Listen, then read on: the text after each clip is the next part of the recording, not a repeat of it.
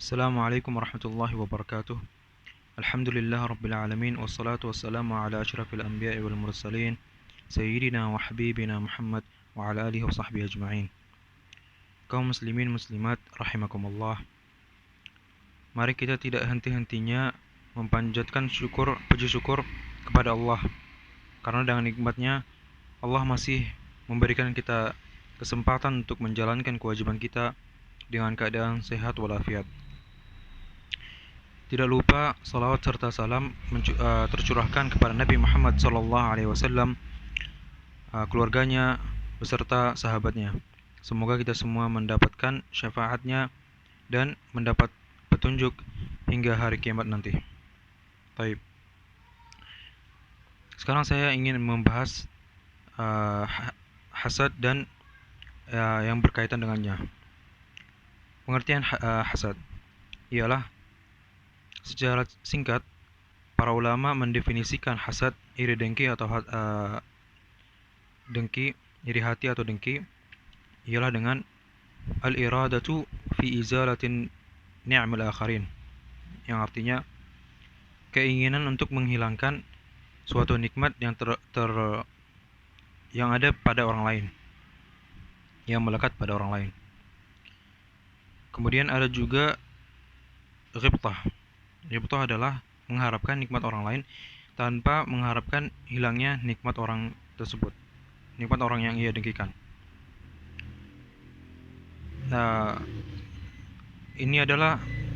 ghibtah ini adalah sifat hasad yang diperbolehkan dalam Islam, sebagaimana Rasulullah SAW katakan di sebuah hadis. Bismillahirrahmanirrahim.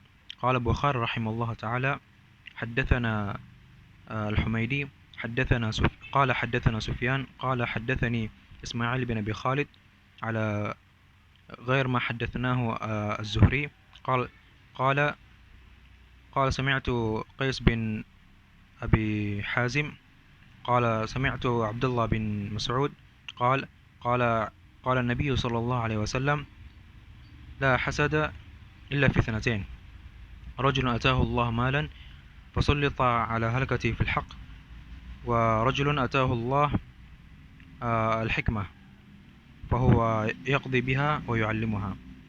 Terjemah al-hadis. Imam Bukhari berkata,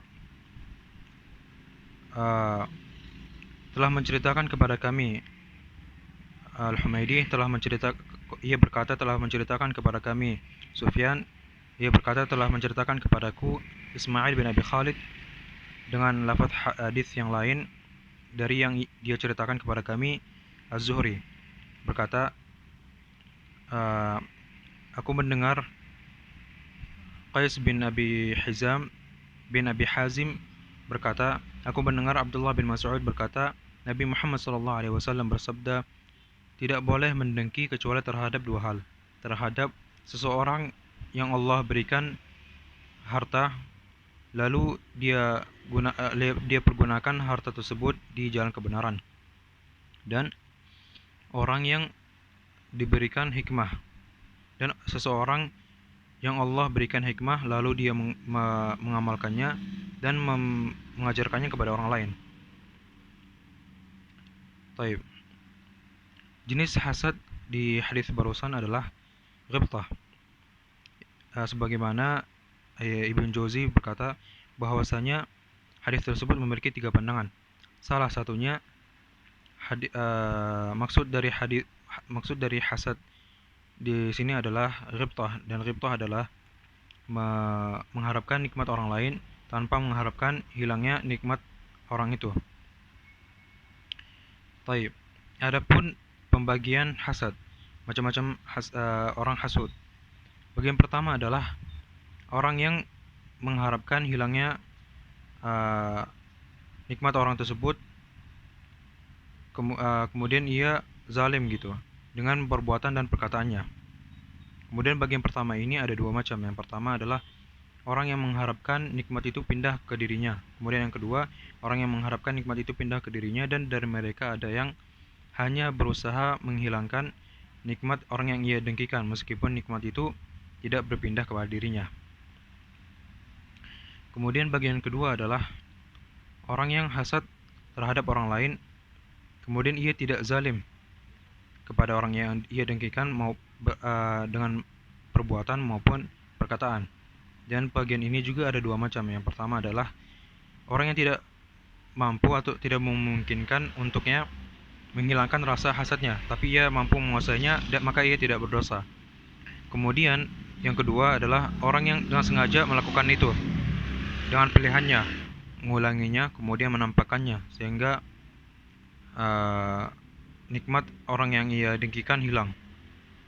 Kemudian bagian ketiga adalah orang yang hasad terhadap orang lain, kemudian ia tidak mengharapkan hilangnya nikmat orang yang ia dengkikan. Kemudian ia berusaha, tetapi ia berusaha untuk mengejar keutamaan-keutamaan, menyebar keutamaan-keutamaannya, dan berusaha untuk menjadi sepertinya. Dan keutamaan-keutamaan ini ada dua macam. Yang pertama adalah duniawi, tapi tidak ada kebaikannya di sini. Kemudian yang kedua adalah hasad karena akhirat.